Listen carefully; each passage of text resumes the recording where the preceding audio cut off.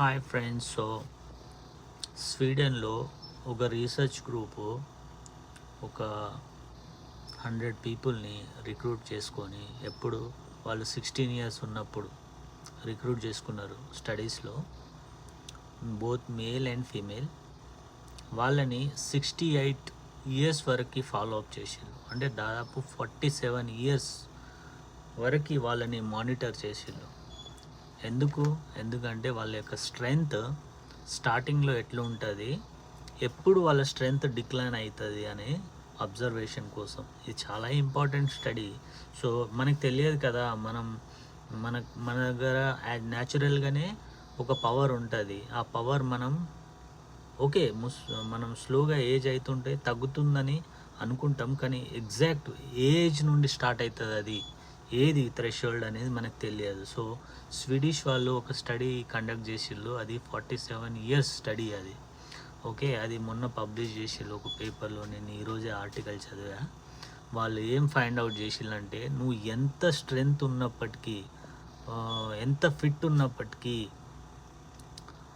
After 30 once you reach to 35 years నీ యొక్క fitness ఆటోమేటిక్గా డిక్లైన్ అవ్వుకుంటూ పోతుంది. అది స్పెసిఫిక్ ఏజ్. అంటే నేను ఎందుకు చెప్తున్నా అంటే, ఎవరైతే 35 ఇయర్స్ థ్రెషోల్డ్ క్రాస్ చేసిలో ఖచ్చితంగా ఎక్సర్సైజ్ అనేది స్టార్ట్ చేయండి. అది మన యొక్క లైఫ్ డిక్లైనింగ్ ఏజ్ అంట.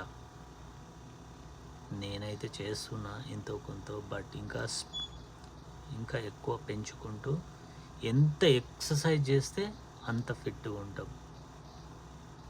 ఫ్రెండ్స్, మనం ఏది చేసినప్పటికీ nothing is more than our self, nothing more than our health, nothing more than our happiness, nothing more than our mental peace. Isn't it?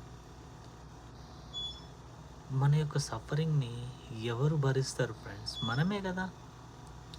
So be careful.